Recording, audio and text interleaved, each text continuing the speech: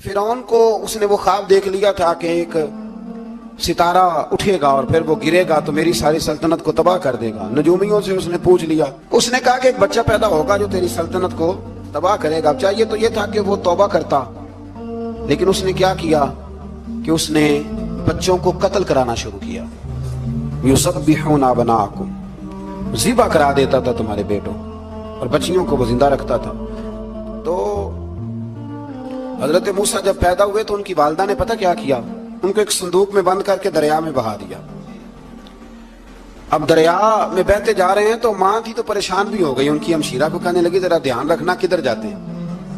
حضرت موسیٰ علیہ السلام دریا میں بہتے بہتے نا فرعون نے نا دریا کے کنارے مکان بنایا ہوا تھا۔ آپ کو پتہ ہے بادشاہوں کا ذوق ہوتا ہے، آج کل ہمارے جو حکمران ہیں انہوں نے اس کا نام فارم ہاؤس رکھا ہوا ہے، میرا فارم ہاؤس، اور پرانے زمانے میں لوگ ڈیرا کہتے تھے۔ تو اس نے بھی اس طرح کا فارم ہاؤس بنایا ہوا تھا۔ وہاں پہ حضرت موسیٰ علیہ السلام تیرتے ہوئے تابوت کے اندر، صندوق کے اندر جا رہے ہیں۔ فرعون اور ان کی بیوی حضرت آسیہ بے اولاد تھی، بڑی تڑپ تھی بیٹے کی، وہ بھی وہاں کھڑی تھی۔ صندوق تیرتا ہوا آیا تو فرعون نے کہا کہ جاؤ پکڑ کے لاؤ، دیکھو کیا ہے۔ جب وہ لے کے آئے نا تو آپ کی ہمشیرہ جو نگرانی کر رہی تھی پریشان ہو گئی کہ یہ تو اس کے ہاتھ لگ گئے، یہ تو اب مار ڈالے گا۔ لیکن جب خوبصورت اور چمکتا ہوا بچہ دیکھا تو بی بی آسیہ کہنے لگی یہ بنی اسرائیل کا ہے ہی نہیں، یہ تو پتہ نہیں کہاں سے بہتا ہوا یہاں آ گیا ہے، تو ایسے ہی چھوڑ، یہ پتہ نہیں کہاں سے، رکھ نہ لیں، رکھ نہ لیں۔ تو حضرت موسیٰ علیہ السلام وہ کہنے لگا نہیں انہی کے ہیں، موسیٰ علیہ السلام اسی کے ہیں۔ تو آسیہ کہنے لگی تیرے تو سر پہ نا بس بھوت ہی سوار ہو گیا، ہر وقت وہی لوگ تجھے یاد رہتے ہیں، یہ پتہ نہیں کہاں سے بہ کے آیا۔ اب رکھ لیا، مان گیا فرعون۔ آپ فرعون کے گھر میں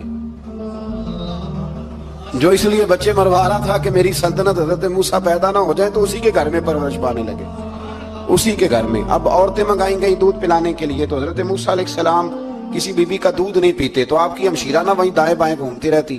تو کہنے لگی جناب آسیہ سے کہ میں ایک بی بی کو جانتی ہوں، بڑی صاف ستھری ہے، مجھے امید ہے یہ بچہ اس کا دودھ پیے گا۔ تو فرعون کہنے لگا دوڑ کے لا، تو وہ اپنی والدہ کو لے کے آئیں تو حضرت موسیٰ نے فوراً دودھ پینا شروع کر دیا۔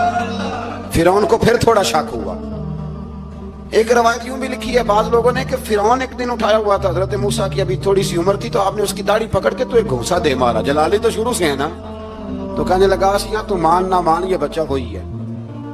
تو حضرت بی بی آسیہ کہنے لگی کہ تجھے غلط فہمی ہے، یہ وہ نہیں ہے۔ اس نے کہا دیکھو نا یہ تو اٹھاتی ہے تو پیار کرتا ہے، اور میرے جب قریب آتا ہے تو اس کے لب و لہجے میں تلخی محسوس کرتا ہوں۔ اس نے کہا بچوں کو کیا پتا۔ خیر ایک طرف اس نے کھانے پینے کی چیزیں رکھ دی، ایک طرف انگارے رکھ دیے۔ وہ بھی حضرت آسیہ کہتی ہیں کہ تجھے سمجھ آئے بچے بچے ہوتے ہیں، حضرت موسیٰ بچے تو تھے پر تھے تو اللہ کے نبی نا، اللہ کے نبی تھے۔ جب اس نے کہا نا یہ بچے ہیں، تو حضرت موسیٰ علیہ السلام بجائے انگاروں کی طرف جانے کے، نبی تھے، وہ سیدھے کھانے پینے والی چیزوں کی طرف بڑھنے لگے۔ فرعون کہنے لگا اب بتا۔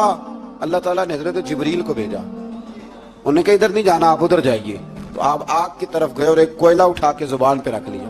تو آسیہ کہنے لگی سمجھ آئی، بچے کو کیا پتا کدھر جانا ہے کدھر نہیں جانا، اگر وہ اتنا ہی خیال ہوتا وہی بچہ ہوتا تو آگ۔ اور بعض مفسرین نے لکھا ہے یہ جو حضرت موسیٰ دعا مانگتے تھے نا رب اشرح لی صدری ویسر لی امری، یہ وہ آگ کا انگارہ جب کوئلہ منہ میں رکھا تھا نا تو اس کی وجہ سے زبان میں کچھ لکنت آ گئی، تو آپ دعا کرتے تھے کہ یا اللہ میری زبان کی وہ بند گرا کھول دے تاکہ میں کھل کے فرعون کے سامنے بات کر سکوں۔ وہیں حضرت موسیٰ پلنے لگے، وہیں پلے، وہیں جوان ہوئے، وہیں اللہ نے ساری دولتیں دی، بہن بھی ملی، ماں بھی ملی، اور سارے عزیزوں کا پیار بھی ملا۔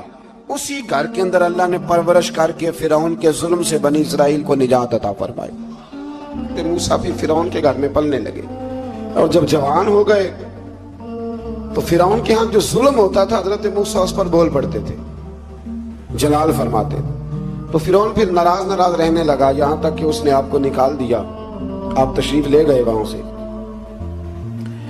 تو حضرت موسیٰ ایک دن شام کے وقت دوبارہ آئے بستی میں، لوگ سوئے ہوئے تھے، تو دو آدمی، ایک بنی اسرائیل میں سے اور ایک فرعون کی اپنی قوم میں سے، وہ دونوں آپس میں جھگڑ رہے تھے۔ لیکن وہ جو حضرت موسیٰ کی بنی اسرائیل کی قوم کا شخص تھا اس پر وہ قبطی وہ جو फिरौन के करीबी लोगों में से था, वो जुल्म कर रहा था और बोझ उठाने की बात कर रहा था। अब उसने हजरत मूसा को पुकारा कि ये देखे मेरे साथ किस तरह की बात कर रहा है। तो हजरत मूसा का इरादा भी नहीं था, आपने बस उसको समझाया। पर कुछ लोगों को समझ, तो हजरत मूसा ने फिर एक मुक्का मारा, एक घोंसा मारा, सिर्फ एक ही। ये कई तगड़े और दलेर इस तरह के भी होते हैं कि घोंसा एक भी बर्दाश्त नहीं करते। वो एक मारा, आदमी धड़ाम से जमीन पे गिरा और मारी गया।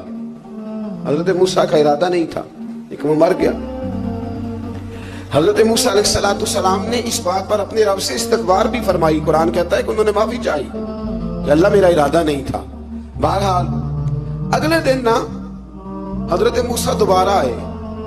वो सुना करते थे ना हम कि बेवकूफ दोस्त से अक्लमंद दुश्मन बेहतर होता है। वो कम से कम दुश्मनी तो अक्लमंदी से करता है ना, लेकिन जो बेवकूफ दोस्त हो बेवकूफी। हजरत मूसा दोबारा आए तो वो बनी इसराइली अगले दिन किसी और से झगड़ा कर रहा था।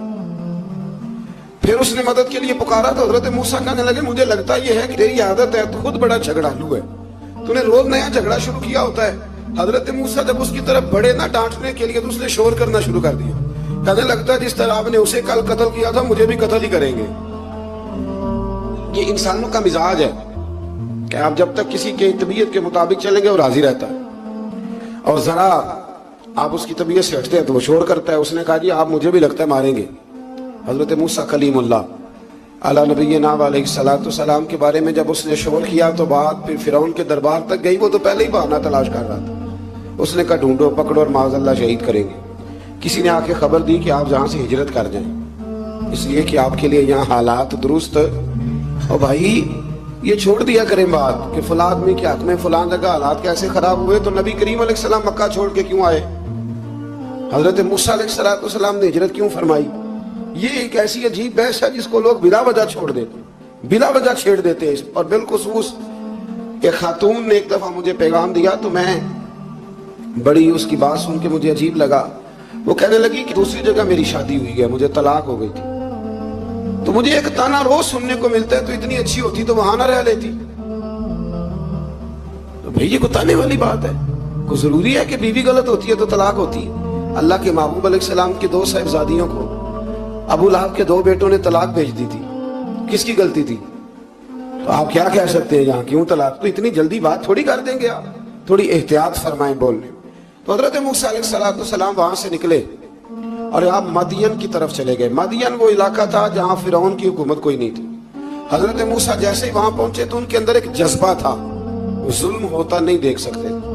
जब वहां पहुंचे तो उन्होंने देखा लोग अपने अपने जानवरों को घाट पे पानी पिला रहे हैं और 2 खवातीन है वो बिल्कुल पीछे खड़ी हैं। तो हजरत मूसा कलीम आगे बढ़ के कहने लगे तुम क्यों नहीं पानी पिलाती? तो वो कहने लगी हमारा भाई कोई नहीं, बाप हमारा बूढ़ा है। अल्लाह अकबर। मजबूरी ये है, हम हैं भी पर्दादार घराने की, मजबूरी हमारी ये है कि जब तक ये सारे लोग पानी पिला नहीं लेंगे उतनी देर तक हमारी बारी नहीं आएगी। तो हजरत मूसा कलीमुल्लाह अलैहिस्सलाम फरमाने लगे अच्छा ये बात है तो जानवर मुझे दो। वो हो ये रहा था कि चूंकि मर्द पानी पिला रहे थे तो और जितने भी मर्द आते जाते थे वो घुसते जाते थे और औरतें बेचारी खड़ी थी। हजरत मूसा झट से आगे बढ़े, पीछे हटो।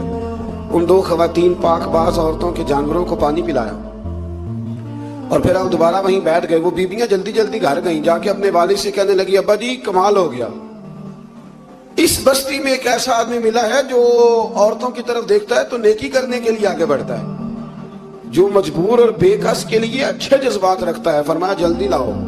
कुछ मुफस्सिरीन और तरफ भी गए हैं, लेकिन जमहूर ने लिखा है कि वो हजरत शुएब अलैहिस्सलाम थे। हजरत शुएब ने घर बुलाया, अपनी एक बेटी को भेजा, फरमाया बेटे बुला के लाओ। वो जब घर आए तो आप फरमाने लगे आप मेरे साथ उजरत तय कर लें, 8 साल या 10 साल आप मेरी बकरियों को चराएं, मेरे घर में रहें। और फिर फौरन ही फरमाने लगे अगर आप हमारे घर में रहेंगे, देखभाल करेंगे, तो मैं अपनी एक बेटी का निकाह भी आपके साथ कर दूंगा।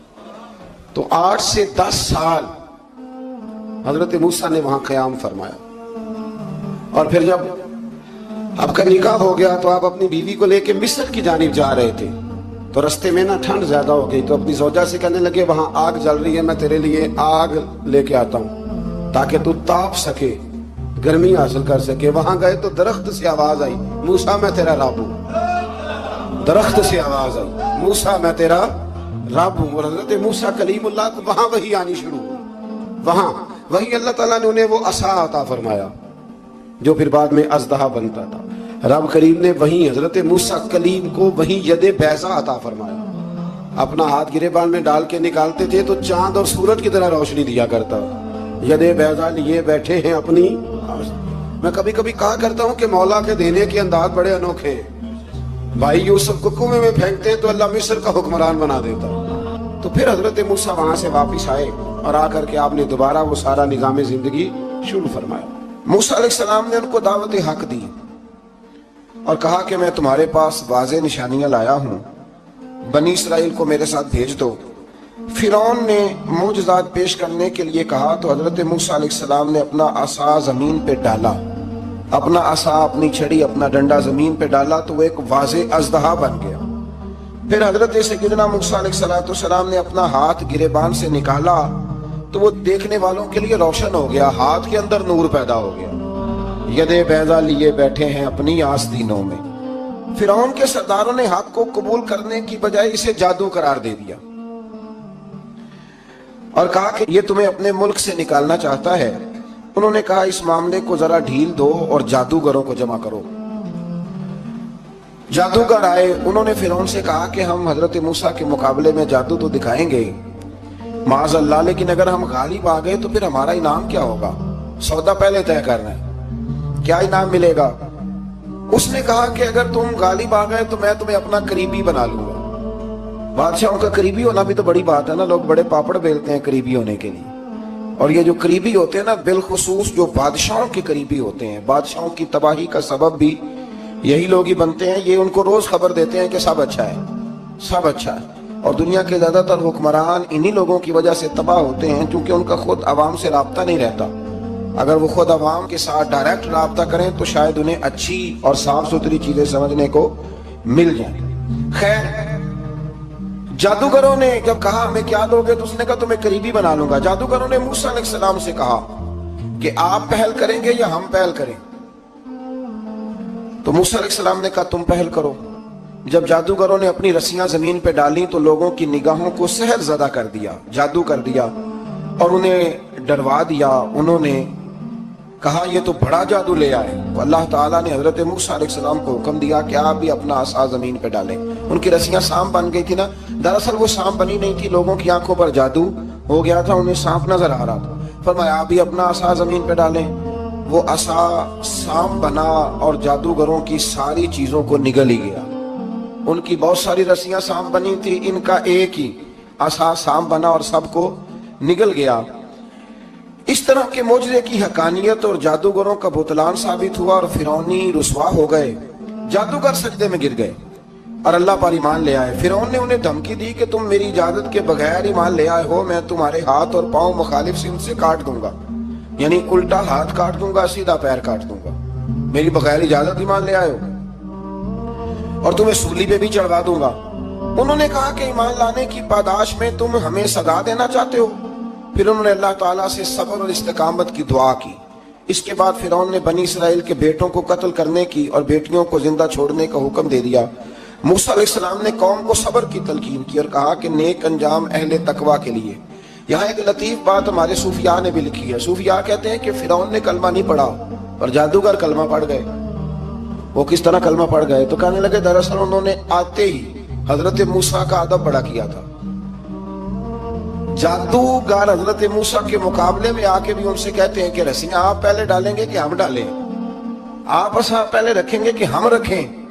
तो इतना सा अदब किया तो रब करीम ने फरमाया जो नबी का अदब करे वो बेईमान नहीं रह सकता, जो नबी का अदब करे वो बेईमान नहीं रह सकता, और जो नबी की बेअदबी करे वो ईमानदार नहीं रह सकता। खत्म हो गई बात। यहाँ हमारे सूफिया ने ये बात लिखी है कि चूंकि उन्होंने आते ही कहा था कि आप पहले डालेंगे या हम पहले डालें, तो हजरत मूसा से उन्होंने पूछ लिया। नबी के पूछे बगैर पहल नहीं की तो अल्लाह ने उन्हें ईमान की दौलत अता कर। अल्लाह ताला ने फिरौनियों पर कहत साली का अजाब नाजिल किया। फिरौनियों का तरीका ये था कि अच्छाई को अपना कमाल गर्दानते थे, कहते थे ये हमारी तरफ से, और बुराई को माज़अल्लाह बदशगुनी के तौर पर मूसा अलैहिस्सलाम की तरफ मंसूब करते थे। कहते थे माज़अल्लाह आपकी वजह से ये सारा कुछ हो रहा है। होते ना नहीं कहते जब से मैं वहां गया हूं तब से ہمارے بزرگ ایک لطیفہ بھی سنایا کرتے تھے کہ کسی زمیندار نے نماز پڑھنی شروع کی تھی تو اس کے جانور مرنے شروع ہو گئے. اب لوگ سمجھتے ہیں کہ معاذ اللہ شاید یہ کسی بزرگ کے سبب سے ایسا ہے، حالانکہ یہ تو اللہ کی طرف سے آزمائش ہوتی ہے، اس کی حکمتیں ہوتی ہیں. اللہ تبارک و تعالیٰ نے ان پر عذاب کیا نازل کیا. آیت نمبر 130 اور 143 کا بھی آپ سورہ اعراف کی پڑھیں تو اللہ تعالیٰ نے ان پر ٹڈیوں کا، جموں کا، مینڈکوں کا اور خون کا عذاب نازل کیا. یہ کس قسم کا عذاب ہے؟ جمعے پڑ گئے، ٹڈیاں آ گئیں، یہ اللہ نے عذاب نازل کیا. جب وہ عذاب میں مبتلا ہوئے تو موسیٰ علیہ السلام سے کہا کہ آپ اللہ سے دعا کریں کہ ہم سے یہ عذاب ٹل جائے. اگر ایسا ہوا تو ہم ایمان لے آئیں گے، بنی اسرائیل کو بھی آزاد کر دیں گے. لیکن موسیٰ علیہ السلام کی دعا کے نتیجے میں جب عذاب ٹل جانے کے بعد فرعونی پھر اپنے وعدے سے پھر گئے. بنو قریظہ والوں نے بھی کئی دفعہ حضور سے وعدے کیے پر اپنے وعدوں پر قائم. ایک بات آپ سے یہاں روک کے عرض کر دوں، ہم بھی کئی دفعہ کہتے ہیں ذرا بریک کبھی گاڑی کی نہیں نہ لگتی تو ہم ارادہ کرتے ہیں کہ آج سے ہی نماز شروع کر دینی. ذرا طبیعت زیادہ لیل ہوتی ہے تو ارادہ کرتے ہیں نا کہ بھائی آج کے بعد ہم نے نیک، پھر کیا ہوتا ہے شفا ہو گئی تو چھٹی ہو گئی. یہ طریقہ درست نہیں، یہ تو کفار کا طریقہ بیان کیا نا قرآن پاک نے. یہاں فرمایا جب اللہ تبارک و تعالیٰ نے انہیں نجات دے دی تو اپنے وعدے سے مکر گئے. تو پھر اللہ تبارک و تعالیٰ نے بنی اسرائیل کو سمندر پار کر کے ایسی قوم کے پاس پہنچا دیا جو بتوں کی پرستش کرتی تھی. وہ تو بچ گئے لیکن فرعونی سارے دریا کے اندر غرق ہو گئے. حضرت موسیٰ علیہ السلام سے کہنے لگے کہ ہمارے لیے بھی ایک خدا بنا دیجئے. حضرت موسیٰ علیہ السلام نے فرمایا بت پرستی کرنے والے جاہل ہیں. یہ بت پرست قوم کے پاس جب گئے نا بنی اسرائیل والے، بت پوچھتے ہوئے دیکھا تو کہنے لگے ہمارے لیے بھی سامنے بنا کے رکھ دو. فرمایا یہ تو جاہل ہے، تم انہیں دیکھ کے اثر قبول کر رہے ہو اور اپنی جاہلیت کے باعث یہ ہلاک ہونے والے بھی ہیں. پھر اللہ تعالیٰ نے بنی اسرائیل پر اپنی نعمتوں کا ذکر فرمایا اور موسیٰ علیہ السلام نے اپنی قوم میں ہارون علیہ السلام کو اپنا جانشین فرمایا اور کوہ طور پر تشریف لے گئے. اللہ نے فرمایا وہاں آ جائیں، میں آپ کو تورات عطا کرتا ہوں. 40 دن کا یہ عرصہ تھا.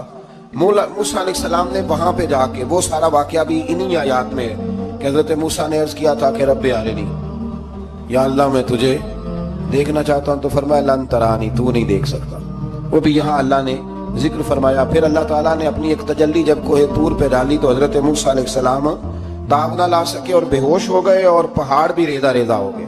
اس کا ذکر بھی اللہ نے انہی آیات میں فرمایا. آیت نمبر 144 سے 155 تک حضرت موسیٰ علیہ السلام کو رسالت عطا کرنے، کلیم اللہ کا منصب عطا کرنے، تورات عطا کرنے کا ذکر ہے. آگے چل کے بتایا کہ جو متکبر لوگ ہیں نا وہ آیات الہیہ سے منہ پھیرتے ہیں اور جو لوگ اللہ کی آیات اور قیامت کو جھٹلاتے ہیں ان کے اعمال باطل ہیں.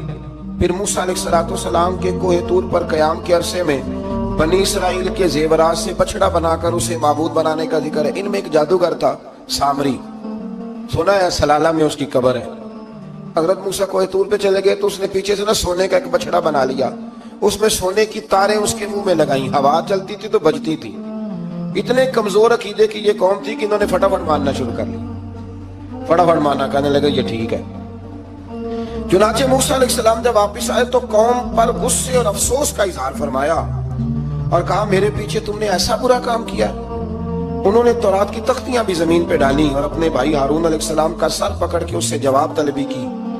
انہوں نے کہا اے میرے ماں جائے، بڑے خوبصورت لفظ ہے قرآن پاک، اے میرے ماں جائے، اے میرے بھائی، قوم نے مجھے بے بس کر دیا اور قریب تھا کہ یہ مجھے قتل بھی کر دیتے. اب آپ مجھ پر سختی کر کے دشمنوں کو ہنسنے کا موقع نہ دیں. کبھی بھی دشمنوں کو اپنے اوپر ہنسنے کا موقع نہ دینا چاہیے. پھر آیت نمبر 151 میں موسیٰ علیہ السلام کی دعا اور کلمات استغفار کا ذکر ہے.